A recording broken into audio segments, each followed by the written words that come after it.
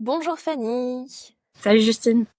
je te remercie déjà pour ton temps, pour pouvoir partager un petit peu ton expérience. Et pour commencer, est-ce que tu peux me dire déjà ton prénom, ton job actuel et puis à peu près enfin, un petit peu d'où tu viens, quelle ville, etc. Ok. Alors moi du coup c'est Fanny. Bon actuellement j'ai 29 ans. Je suis originaire de Bayonne mais ça faisait à peu près 9 ans que j'étais sur Bordeaux. Et là du coup je viens de m'installer fraîchement sur Paris il y a à peu près 3-4 mois. Je viens de base, j'ai fait un master marketing pour rentrer un petit peu dans le sujet. Et ensuite j'ai eu plusieurs expériences diverses dans des commerces de bouche, dans de la restauration. Et je me suis tournée vers le métier de CSM. Et aujourd'hui, là, concrètement, je ne travaille pas, mais j'ai eu une proposition d'embauche pour commencer bientôt. Trop cool. Et on va du coup revenir tout au début de l'aventure Care, donc avant. Donc tu as un petit peu raconté déjà une partie de ton parcours, mais Ouais. avant Care, qu'est-ce que tu faisais? Qu'est-ce qui t'a poussé à passer une formation? Comment tu as découvert peut-être aussi le métier de CSM? Ok. Du coup, comme je disais, master marketing. Moi, à l'époque, année Covid, je me pose des questions parce que j'ai pas envie de continuer dans ça. J'enchaîne un petit peu des petits boulots par-ci par-là, une saison chez un fromager. Ensuite, je travaille dans une épicerie fine italienne pendant quelques années. Et après ça, du coup, je me suis découvert une petite appétence pour la bouffe et je me suis tournée vers une formation du coup de cuisine que j'ai fait en parallèle en travaillant dans un restaurant. C'était l'an dernier. J'ai beaucoup aimé. Tout ça, c'était à Bordeaux. Et en fait, du coup, Paris m'a fait un petit peu réflexionner un peu sur mes envies et sur mes besoins. Et j'ai toujours été en lien un petit peu avec la relation client et la communication. Et en faisant mes petites recherches, je suis tombée sur ce métier du coup de CSM que je connaissais pas du tout. Et j'ai trouvé que ça matchait plus ou moins avec les compétences que j'avais déjà. Et voilà, et c'était un métier qui a priori payait aussi bien, beaucoup d'offres qui tombaient chaque semaine, donc je me suis dit pourquoi pas essayer. Top. Donc déjà, on remarque que dans ton profil, tu avais quand même une expertise restauration. Mhm. Et puis aussi de ton master marketing, un peu aussi au niveau du digital, tu avais déjà quand même quelques connaissances. Euh, et à quel moment tu as fait tes recherches peut-être pour découvrir Care? Est-ce que c'est nous qui sommes venus vers toi? Est-ce que c'est toi qui es venu vers nous? Comment ça s'est passé? Et ben en fait, moi du coup, comme je disais l'année dernière, je sortais déjà d'une formation. J'ai pas de problème avec ça, mais j'avais pas l'envie de me relancer dans quelque chose d'aussi long que un an. Et du coup, j'ai commencé à regarder un petit peu le marché du travail du côté de Paris et je me suis dit aujourd'hui, avec le bagage que j'ai, à quoi je peux prétendre. Du coup, j'ai trouvé des petits boulots qui me correspondaient moins, des types un peu des jobs administratifs. Et du coup, en fait, je suis tombée sur ce métier sur LinkedIn, Customer Success Manager. Et rapidement, du coup, je suis tombée sur vous, sur la Care School. Et ma démarche, ça a été de contacter du coup un étudiant notamment pour une prise de renseignement avant de vous contacter vous. Et du coup, il m'a fait des petits retours et ensuite j'ai pris contact avec vous. Je me suis rendu compte que du coup la formation était finançable par mon compte CPF et ça m'a motivée. Et par rapport aussi à la durée de la formation du coup de un mois. Et avant de t'inscrire, de te dire ça y est, c'est bon, je passe cette formation, est-ce que tu avais peut-être des doutes, peut-être des peurs, des craintes? Enfin voilà, ça peut Mhm. arriver. Carrément. Dans tous les cas, pour moi, c'était bon à prendre. J'avais un compte CPF qui me permettait de la financer entièrement. Donc, bon, même si c'est pas mon argent direct, ça avait quand même un coût. J'espérais que la formation soit à la hauteur. Et j'avais peur pas que ça m'apporte. J'avais peur de pas avancer aussi vite que ce que j'aurais voulu pour trouver un travail. Parce que moi, ma volonté à la base de faire cette formation, c'était vraiment de trouver un travail, que ça accentue mes chances. Et on va en reparler. Je pense que il y a peut-être nous ce qu'on t'apporte, mais tu as aussi, je pense, toi, comment tu étais dans ton état d'esprit.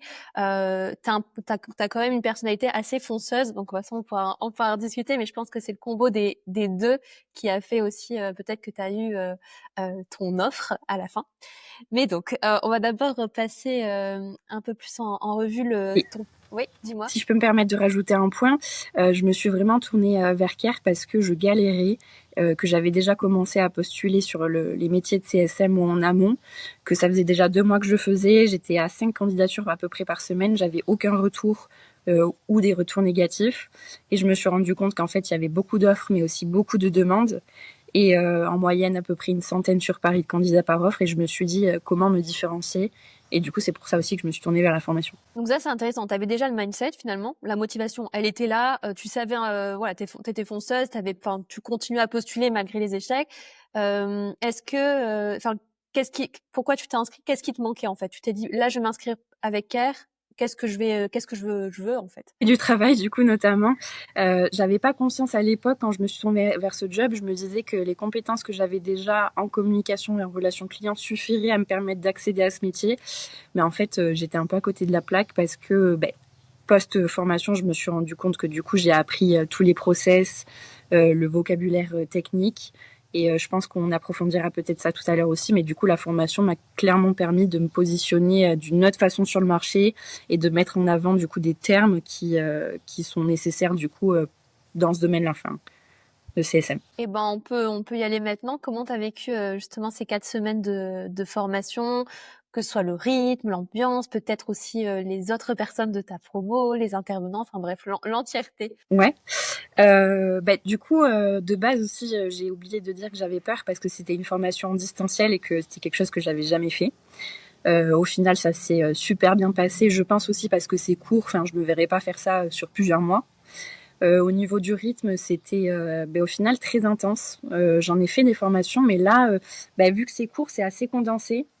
Du lundi au vendredi de 9h à 17h, 18h. Faut vraiment être là, travailler. C'est un rythme quand même qui est très soutenu. Au niveau de la promotion, moi, ce qui me frappe à chaque fois, c'est que du coup, on a des profils très divers et très différents, des âges différents, on vient de milieux différents. Et je suis toujours assez admirative sur les personnes qui ont une catégorie d'âge supérieure à la mienne et qui sont là et qui... Voilà. Voilà, au niveau des élèves, du coup, il y avait beaucoup de bienveillance. C'était très chouette parce que du coup, on pouvait s'entraider. Voilà, je crois que... C'est pas mal. Ouais. Est-ce qu'il y a peut-être quelque chose qui t'a marqué, peut-être un moment fort ou un intervenant, enfin voilà, qu'est-ce qui t'a marqué? Alors du coup, oui, j'ai pas trop parlé des cours en soi, mais du coup pas mal du coup d'autonomie et aussi pas mal de petits intervenants par-ci par-là qui étaient très intéressants. Moi, ce qui m'a le plus marqué, forcément, c'est là où j'avais le plus d'attentes, c'était l'accompagnement que Emma Labori a fait tout du long de la formation. Et c'était du coup le coaching pour ma façon de parler de moi, le pitch sur mon parcours, la refonte entière de mon CV, de mon profil LinkedIn. Et du coup, suite à ça aussi, j'ai retravaillé un petit peu toute la partie lettre de motivation. Et ça m'a permis du coup d'aborder les entreprises différemment parce qu'effectivement, à l'époque, avant Care, j'étais dans un process trop formel, je vous voyais... Enfin, c'était pas en lien avec les entreprises que je voulais toucher qui étaient un peu start-up. Et du coup, j'ai compris en fait que ces entreprises-là recherchaient certes, enfin des compétences c'est sûr, mais aussi une personnalité. Et du coup, j'ai changé mon fusil d'épaule, fait un tutoiement, j'ai essayé de faire de l'humour un petit peu doux et de vraiment mettre en avant en fait ma personnalité et qui j'étais. Cool. Et, donc, tu étais déjà en recherche avant la formation, donc tu as continué tes recherches tout au long de la formation. Est-ce que du coup, bon, tu as dit que tu avais modifié pas mal de choses, tu as vu tout de suite les changements sur tes candidatures, tu as eu des retours tout de suite? Ouais, carrément. Avant Care, du coup, j'étais, comme je disais, à une cinquantaine de candidatures. Pendant Care, j'en ai fait à peu près 25, donc sur un mois, 25. Et sur ces 25, j'ai pu accéder à environ 7 processus de recrutement, chose qui m'était pas arrivée avant et que du coup je trouvais, ça faisait du bien et je trouve que c'est quand même beaucoup sur un rapport par rapport à 25. J'ai eu des entretiens qui étaient avec des recruteurs, c'était un peu différent que si c'était avec quelqu'un qui travaillait dans la boîte. J'ai accédé à certaines étapes, d'autres pas. Mais du coup, j'ai clairement vu un avant-après. On dit toujours que un bon ratio, en tout cas pour le métier de CSM, je sais qu'il faut pas mal postuler, c'est 10 candidatures, un entretien. Donc clairement, voilà, ça montre que tu étais proactive et que tu avais la bonne méthode. Et du coup, ce que je voulais te dire, j'ai oublié, si sur tes process, comment ça s'est passé? Donc là, t'as dit un petit peu le nombre d'entretiens. Est-ce que il y avait des particularités au métier de CSM? Je sais que parfois, il y a peut-être des cas pratiques qui sont demandés. Ouais, alors si j'ai quelque chose à dire sur tous ces processus de recrutement, c'est que j'ai trouvé que c'était dur de tenir le rythme parce qu'effectivement, en tout cas du côté de Paris, mais je pense comme beaucoup ailleurs, mais il y a plusieurs étapes, en moyenne 4, 5, les études de cas. Moi, j'ai pu en faire 2, mais pareil, ça mobilise beaucoup de temps, d'énergie. Et du coup, j'ai remarqué que c'était dur en fait de tenir la même énergie tout au long du processus de recrutement, parce que du coup, en moyenne, ça dure un mois et demi. Donc voilà, enfin, ça prend du temps, quoi. Et sur les typologies un petit peu des entreprises auxquelles tu as eu des retours dans les process, est-ce que c'était des secteurs d'activité particuliers? Honnêtement, j'étais ouverte à tout, parce que quand même ma priorité c'était de trouver du travail, mais je postulais pas non plus à n'importe quelle entreprise. Mais j'ai pu postuler dans des travaux publics, dans la gestion de paiement, dans des entreprises un peu tournées food tech et hygiène dans les restaurants. Euh, et après, honnêtement, il y avait un peu de tout. Après, il y a eu aussi de l'assurance, de la comptabilité, des domaines qui me tentaient moins, mais je tentais le coup quand même. Enfin, Et ça, c'est intéressant parce que souvent, les profils qui passent par CARE ont l'impression que si ils n'ont pas une expertise dans le secteur d'activité, ils osent pas trop y aller, alors qu'au final, l'expertise d'un CSM, c'est plutôt la relation client. Et après, normalement, on est formé sur le produit ou le service qui est vendu. Ça, je trouve ça intéressant que tu as osé un petit peu aller voilà, dans d'autres secteurs. Et que tu as précisé aussi que c'était hyper énergivore. ouais. Et sur l'entreprise pour laquelle tu as eu une offre, pourquoi celle-ci et voilà, comment ça s'est passé pour cette entreprise en particulier? Du coup, comment ça s'est passé? C'est que c'était du coup, c'est l'entreprise Zelti, donc qui travaille avec des restaurateurs, et donc c'était pour un poste d'onboarding spécialiste. Moi, mon job futur, ça va être du coup de former les restaurateurs à la prise en main d'une plateforme connectée, d'une caisse connectée. Pourquoi cette entreprise? C'est parce que du coup, c'était vraiment de l'onboarding et de la formation. Il n'y avait pas la partie account manager. La partie customer care, à la limite, ça me plaisait, mais elle n'y est pas spécialement. Et pourquoi? Parce que c'est en lien un petit peu avec mon parcours professionnel. C'est une entreprise de food tech et ça me plaisait du coup de rester dans ce domaine-là. Et après, l'entreprise en elle-même, j'ai vraiment eu un coup de cœur et ça s'est confirmé au fur et à mesure de mes diverses étapes dans les entretiens.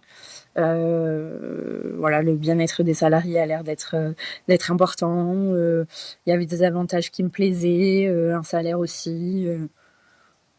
Voilà. Et ça, tu me dis que tu n'avais pas forcément envie de faire du support, donc du customer care, tu n'avais pas forcément envie non plus j'imagine, trop d'être sur la partie commerciale. Est-ce que tu avais conscience un petit peu de enfin, qu'on pouvait avoir peut-être des métiers de CSM beaucoup plus hybrides? Et est-ce que la formation t'a aidé à voir un peu plus sur toi, quelle mission t'intéressait le plus? Ouais. Mais la formation m'a carrément aidée. En fait, quand je disais ça, c'était plus dans le sens où comme je suis un baby CSM, je préférais commencer sur un job d'onboarding qui était plus axé sur un axe.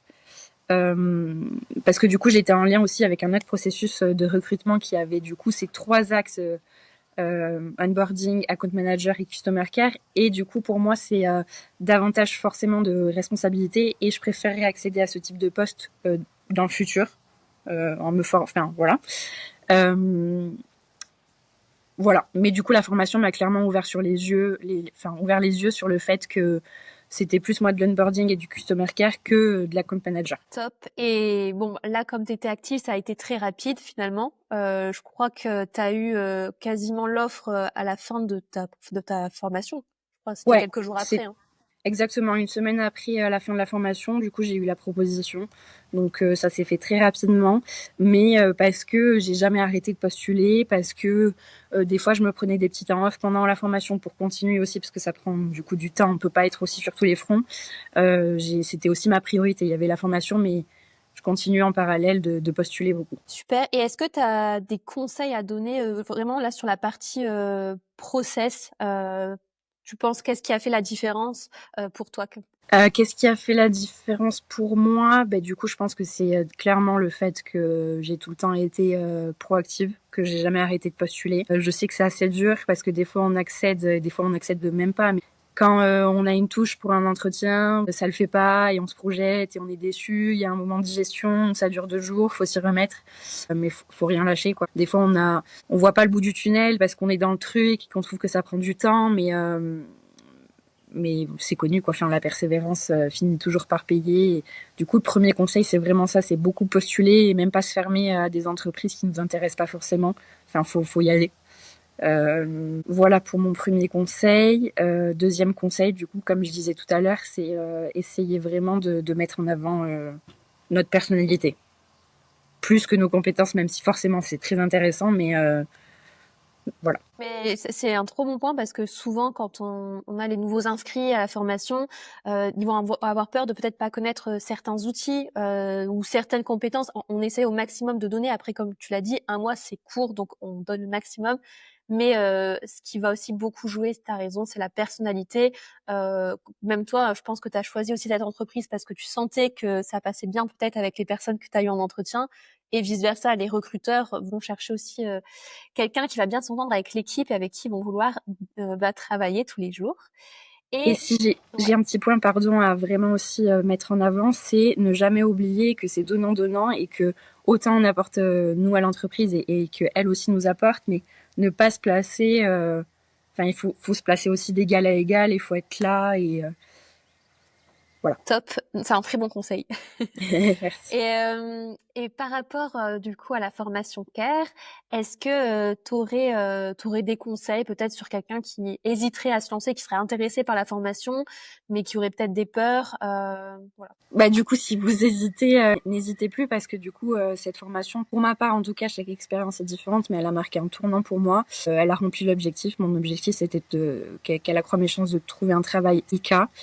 Donc si vous avez l'opportunité en fait de faire cette formation, il faut y aller parce que c'est vraiment comme on dit un game changer. Mais il faut pas s'arrêter, faut pas croire que grâce à cette formation un job va nous tomber un peu sur un plateau. Enfin, à côté de la formation, du coup, il faut cravacher et ça a fait vraiment une différence, comme je disais pour tout au niveau de. Enfin, j'ai appris des tas de choses, vocabulaire technique, ma façon de me positionner. Il y a clairement un avant-après et du coup, je recommande la Care School. Merci. Est-ce que tu as d'autres peut-être éléments à partager, d'autres conseils, des retours d'expérience? Euh,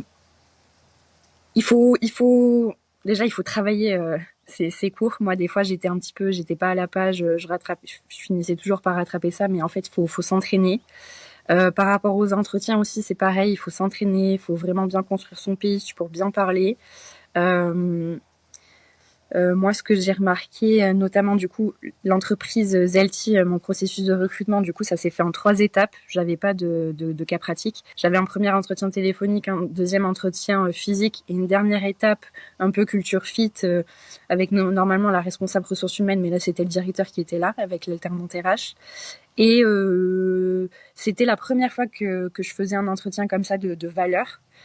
Et en fait, heureusement que j'avais pas mal travaillé cet aspect-là, du coup, avec Emma et moi de mon côté, parce que ça m'a permis de faire la différence. C'était hyper intéressant. Le directeur m'a posé des questions hyper pertinentes auxquelles je m'étais pas forcément préparée, mais j'ai quand même su ne pas lui montrer une infime petite faille. C'était pourquoi cette entreprise, pourquoi tu nous dirais non à nous et oui à quelqu'un d'autre.